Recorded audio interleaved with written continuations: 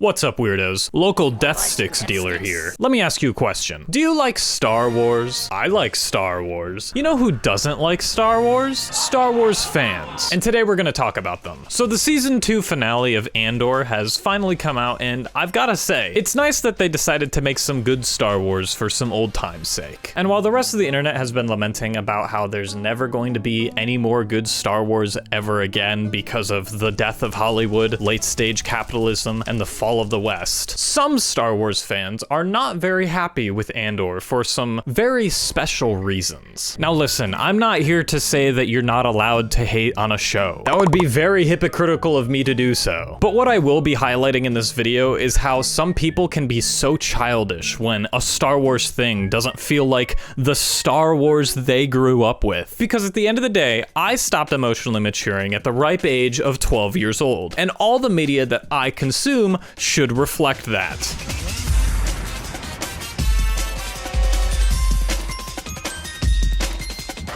All right, here we are. New location, I know, scary. That's where I'm gonna sit when I'm elderly and retired. Let me just, move my addiction somewhere else. All right, so let's start with the biggest crybaby of them all, Star Wars Theory. Let's all be honest here. That's why you clicked on the video. He was in the thumbnail. I know. So if we go back 3 years ago when season 1 of Andor was releasing, Theory was very open about his hatred towards this show. He did not like this show when it first came out, saying it wasn't real Star Wars and didn't feel like Star Wars. We all know the real reason why he wasn't excited about the show, and that was because there were no Dave Filoni characters to use lightsabers and fight with the Force. He wasn't very entertained. But he did make a video about how he was crashing out over the fact that Andor had a bigger budget than Kenobi. And I mean, yeah, you can definitely tell. But in this video, he did this weird thing where he would always say, I liked Andor, I thought it was good. But then he started complaining about the budget and then continually calling Andor fans pretentious and elitist who eat cheese and drink wine, which,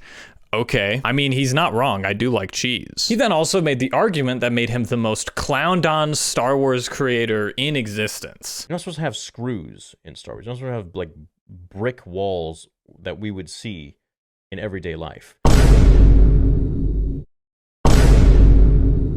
And about that bricks and screws argument, he hasn't really gone back to that to back himself up in recent, until now, which we'll get to that in a moment. So anyway, season 2 of Andor is coming out and everything is a-okay. People are loving it. It's a good show, finally. Good Star Wars. Everything's all good, man, right? Well, wrong, because apparently it's not Star Wars. It all starts with this tweet right here. Not even anything that crazy or bad, just another weird opportunity for him to compare it to Kenobi again. But then we get a little more spicy with this tweet, stating that he didn't really like the show. Oh no, I'm so shocked. I also find it funny how he says all opinions are welcome, like he's actually open to other opinions, when really he only puts it in his tweet as a front to project the idea that he's being open-minded, when in reality he's just as elitist as he thinks Andor fans are. But hey, that's just an appetizer, because this next tweet, ooh, it's a banger. Essay in Star Wars feels unnecessary. You can portray power dynamics and making the audience hate the Empire in other ways without taking it to such a disgusting place. Vader wouldn't tolerate that shit, nor does the Empire condone it. It has no place in Star Wars, period. Unnecessary. I think this might be the apex of stupidity. This post was then memed to oblivion and ratioed up the wazoo when everyone saw it. I made this one. Do you like it? I'm pretty proud of it personally. I think it's cool. I don't know. But what's really funny about this tweet is the response video he did addressing the haters. So in my almost 9 years of being on YouTube, I have never encountered something as weird as this. Me neither, Theory. Let's talk about it. This is beyond any logical comprehension that I could even, and I'm a pretty logical dude. There was a scene in Andor, if you aren't up to date, where there was a lot of, and I gotta use censored words because YouTube can like destroy you, end you if you say certain words. So, SA, sexual, grape You guys know what that means? On a real note, I'm pretty tired of this self-censorship thing that people have to do all the time, where they have to censor themselves because the bad people will come after you. That's not true. The worst thing YouTube can do is maybe demonetize the video if you didn't click on the corresponding ad suitability checks while uploading the video. This mindset only exists because they want to look like the martyr in the eyes of their community, while they fight the good fight. Or they're just scared of losing money. And call me rude, but both of these mentalities belong to cowards. If you're gonna talk about a mature subject, you're gonna talk about the mature subject. I find it interesting in his original tweet that he brought up Darth Vader for no reason at all. Vader isn't even mentioned in the show or present for anything that happens in the show. But Theory needs to bring him up because that's all Theory knows. Something that's interesting about empires and tyrannical governments is that no, they don't condone it. Theory's right. But just because they don't condone it doesn't mean that they then acknowledge it. No, Vader isn't pro-rape. But I also don't think he's anti-rape either. Vader's not gonna care as long as the mission or objective is being executed in the most efficient way possible. The thing about episode 3 of season 2 is that it all takes place on this backwater planet. The Empire barely cares about this place. They check up on it every 10 years or so. It's these far corners of the galaxy where the Empire will enact its most heinous crimes. Because at the end of the day, the Empire thrives in darkness. Quoting Marvel was really cool there. Did you like that? I thought it was pretty cool.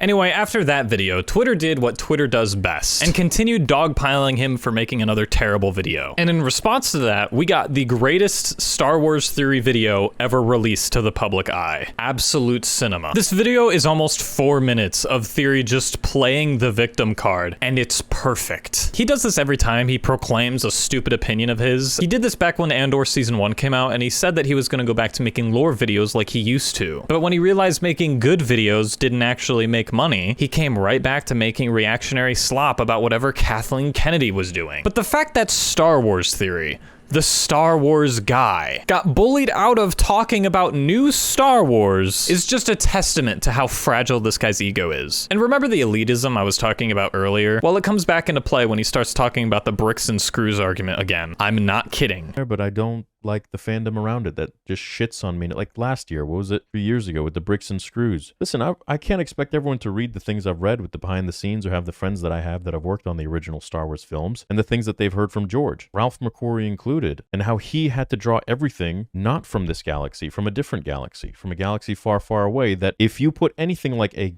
screw or brick from that looks like from a construction site in there, you're immediately going to be brought into this world where that's not the point. George wanted everything to be out of this world. I can understand not being satisfied with some production choices made on a Star Wars project, especially if they look a bit too earthy. For example, I don't like the space AKs used in the Aldhani heist. I think they could have used some other Star Wars blaster that could have fit really well with what the Rebellion was doing. What happened to all those blasters that the droids were using in the Clone Wars? We could have seen those a bit. But even then, I don't care to ever bring up that point in real discussion about the show. Also, acting like George Lucas was some second coming of Christ in the production department is beyond hilarious, considering bricks and screws have been in Star Wars since conception. Art will inherently mimic real life in some way, because that's all we have to base it on. It doesn't matter how many people you talk to, Theory. That's just how it is. Naboo is space Italy, and Gorman is space France. That's just how it is. I made that one point and it was clipped into oblivion and then turned into as if I'm some retard.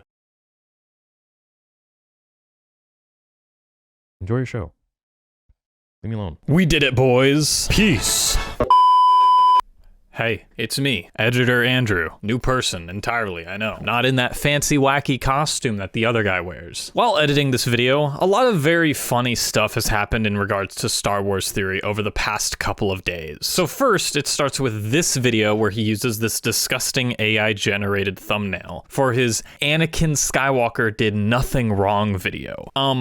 Excuse me? And all his comments in this video are either calling the video stupid or doing what everyone else is doing to every single one of his other videos' comment sections and just posting Andor quotes. Someone actually pointed out the AI thumbnail and said that it looked terrible, and then Star Wars Theory responded by saying, okay, I'll just put another generic Annie photo. I'll take a generic Anakin photo over some AI slop any day. I don't even care if you deep fry the thing. And then people start doubling down on him with the AI slop. It is lovely. I love the Star Wars community. After this, he made another video just titled, Interesting. And what's interesting about this video is that he deleted it. And apparently no one has ever told Theory that everything that you post on the internet is permanent. So permanent that someone went out of their way to re-upload it. And in this video, he openly admits to remaking content. He made a video about the exact same topic with the exact same points from about a year ago, and he's just openly displaying it like there's no issue at all. Imagine if I did that. Imagine if I just got so bored with YouTube and desperately needed money that I just started remaking my Ahsoka videos. He also plays a clip at the beginning where Tony Gilroy outright says that he didn't like Star Wars or wasn't a fan of Star Wars, and he takes it as such a personal attack. That you remade the movie. Did I Were you sweat it? scared about it? Because it's No, Star Wars. That's, because I'm you know asking the what? emotional question, No, not the narrative. no, I was actually, in fact, that was my superpower. I don't like Star Wars. Not don't like, I just never been interested in Star Wars ever.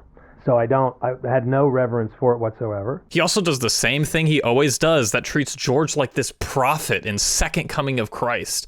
I'm sorry, George wrote the prequels. And yet when people call him out on this and say, hey, remaking content isn't a good idea, and hey, making AI thumbnails is not a good idea because it's just disrespectful to your own audience, he responds by saying all of this is because of Andor fans. I mean, all of these comments are so funny. I'm just gonna put them on screen right now as I continue talking about this, but this behavior is just absolutely pathetic and just so funny to see. Honestly, you think back 2-3 years ago, this guy like used to be an okay YouTuber, but nowadays he's gone full mask off and doesn't care about anyone anymore, even his own community. This video is so funny as well because he does do his weird elitist thing where he blames it all on this certain group of people, yada, yada, yada. We've gone through it a bunch of times. The comments are so funny on this as well because they're pointing out the fact that he reviewed Acolyte, which I'm confident in saying that it is probably the worst thing that Star Wars has put out ever. And yet the Andor community is the people that he hates. Even though during Acolyte, he had to deal with Acolyte fans, which are some of the worst people to ever interact with on the internet. Some people are even saying that he actually has watched Andor and is currently working optics to see if he can actually review the show and not be clowned on. Personally, I'm gonna clown on him whether he likes the show or not, because any way you look at this, he will have dumb opinions. Thus far, this is where we are in the Star Wars Theory Andor saga. He remade content, deleted a response video openly admitting to remaking content, made this video, and now we're here. GG Star Wars Theory, I'm glad your fiance left you. Now let's look into the mind of some people who actually agree with Star Wars Theory. And one of them was ThatStarWarsGirl. Starting off with a reply she left under one of Theory's posts about the scene. These are the same people that cry it's for kids and now they're arguing that content that's for kids should include rape. It's insane. Now, if you're a normal person, you already know that we're in for a treat. The first thing she does is do what a lot of other alt-right grifters do, which is put everyone you don't like into one box, which has never gone wrong in the entirety of modern history. The thing about Andor is that it makes itself very clear that it's not meant for kids. The opening scene is Cassian going to a brothel. I feel like it's made itself clear. There's just so much wrong on this tweet on so many levels. Yes, Star Wars does appeal to children, but that doesn't mean that every project in the IP needs to fit in that box. Now let's look at her initial reaction to the scene. Watched Andor Season 2 and yep, it's real. An Imperial officer tries to grape Bix, using the power dynamic that she's illegal and he can deport her. It's beyond fucking retarded and doesn't belong in Star Wars. I like how she's treating it as if she's done some profound research in order to see if it's real. Like, you watched a TV show. It's not that hard. She also never actually points out what's wrong with the scene either. She just kind of describes what happens, calls it stupid, and then moves on. Also, saying SA doesn't belong in Star Wars is pretty crazy considering what's happened in Star Wars. Because it's okay when George does it, because it's his vision, and objectifying women is A-okay. Also, remember that Clone Wars arc where Ahsoka gets turned into a slave? This is an actual kids show, by the way. Ahsoka's a teenager. Hey Dave, what did you mean by that? Little skinny, isn't she? There's also this weird argument that people are saying where they should have named rape something else in Star Wars so that it feels more like Star Wars. I'm sorry, what do you want them to say? Oh, he tried to bantha poodoo me. He jinkied my minus. gapered my bingzoid. Are you stupid? The following week, she then had a problem with the kiss scene between Cinta and Vel because of course she does. Nerdrotic also had a problem with this, which again, of course he does. I also find it funny that he points out this scene, but not the scene where Saw Gerrera is getting a kid hooked on drugs. He's actually completely fine with this because it's a reference to how he sold meth to children. She also starts comparing the show to Les Mis in the most surface level way possible. Breaking news, art is inspired by art. Also, I just went to her Twitter page and just got jump scared by her pinned post. Jesus, in a sea of faceless eyes, how do you manage to be the most terrifying? If you're about to yell at me for making fun of someone else's appearance, I just want you to know that she's completely fine with it. She took it there. I'm just taking it further. Following ethical guidelines and media criticism is for morally upstanding citizens. I'm wanted in over 50 countries and 25 US states. Come at me. Anyway, let's look at one of her latest Andor videos. This is 29 minutes long. I'm going to die. For those that didn't watch it, in the first season, he's trying to find his sister. That whole plot has completely disappeared. There is no mention of his sister. I'm like, wow, what a great sibling. I wish I had a brother like that. Cough, cough, not. He's completely given up on his entire purpose of the show, which was to find his sister. It's just completely gone. Don't even mention it anymore. Illiteracy alert. We have reached critical mass. If all you got from Cassian's arc in season 1 was that he was looking for his sister, I think you might just be stupid. You're also forgetting this line. Stop searching for your sister. It's a fantasy. There were no survivors on Canary. What happened there was not your responsibility. You were a child. In the first season, she was like, her and Andor were just friends and she was banging some fat guy. Tim isn't fat. And now, out of nowhere, her and Andor are in love. There was absolutely no buildup to this relationship. Just all of a sudden, they're together and they're in love. I'm like, it's literally set up in season 1. Tim? I guess he thought you and I were back together. Clockwork Orange thing where like they put this thing over her head and they made her see stuff. And I guess he sexually assaulted her, which in episode 3, when you see her, like there's a scene like she's sleeping in bed and like the guy creeps up and like starts pulling away the blanket. She freaks out. And so, yeah.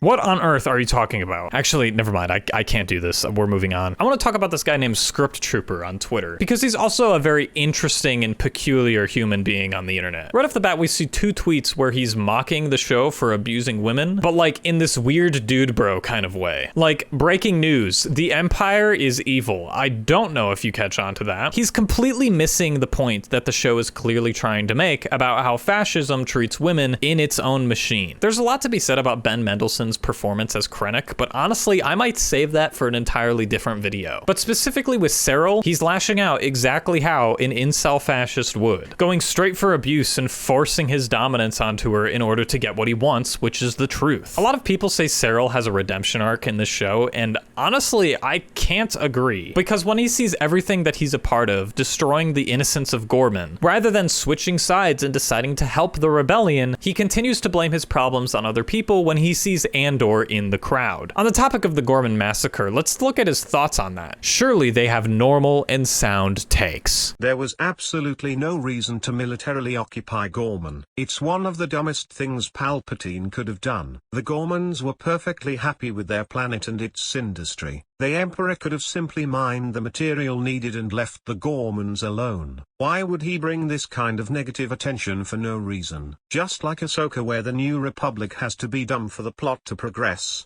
the Empire has to be dumb for the Andor story to be told. Are we completely forgetting about the fact that gouge mining for calcite will render the planet unstable? Are we forgetting about this? Not only would that make the Gormans pretty upset, it would also call into question the safety of every other world under the Galactic Empire's reign. The Empire can't just mine and act like nothing's happening. They are guaranteeing the destruction of this planet considering how much calcite they need for the Death Star. What's funny is that later, Script Trooper switches up on his entire argument by saying the opposite. Palpatine doesn't need the Gormans to cooperate. There's 800,000 people on the entire planet, and the Senate backs him whatever he does to Gorman, as we saw in the Mothma scenes. So kill them even though they would just die with the planet anyway, also that the rest of the galaxy goes against you. They writers should have thought of something better to get the galaxy to rise up. Brother, pick a struggle. Does Palpatine need to bother the Gormans, or does he not need to bother the Gormans? Make up your mind, pal. Engaging in media with this mindset is so interesting, because if we follow this pattern with any sort of consistency, we start to ask the question, why didn't the Empire blow up Tatooine when they knew that the Death Star plans were there? Oh, I'm just seeing that he has a YouTube channel. Let's go check this out. Oh my god, wait, this guy sounds like he's like 30 years old. This is a grown man? That's crazy. I'm not even touching that. That is a grown man. You know what person I want to check up on? I want to check up on RobotHead. RobotHead, what are you doing, bro? I know you didn't like the first season because your video on it was terrible, so let's see what you're up to. I'll be disappointed if the droid doesn't rape anyone.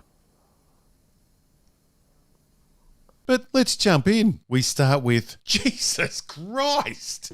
That's no moon. Now, I know we are meant to be all PC about these things and everyone is beautiful, but surely the Empire has some fitness standards. And if they really wanted to hire this actress, couldn't they have used her in a different location, say on the farm planet? And my god, do they make sure they shoot her to look her biggest. RobotHead, you know that everyone who works for the government doesn't go to boot camp, right? You know this, right? We're skipping this video because I want to get to this one, because apparently Andor finally got good. Everything that you have daydreamed about. She should really calm down, as it was her stupid plan that went to shit. Her plan would have worked if he didn't bring the gun, the thing that she specifically pointed out not to do. It's funny, asking for a quicker pace and more action in the series online resulted in being called too stupid to understand it, because it's for adults. But once they filled those requests, these 3 episodes became everyone's favourites. It's as if we were right all along. If your takeaway from Act 3 was that it was only good because there was action, again, I think you might be a little stupid. For one, it repeats what other Disney Plus Star Wars shows have done and reduced what should have been a planet-sized takeover down to a town square shootout. This show handles that a lot better than Mando Season 3 did, where a supposed planet takeover was just fought in one small town. And this is meant to be more about invoking a right to justify the Empire's takeover of the planet, but it still did seem rather small. Remember, $645 million.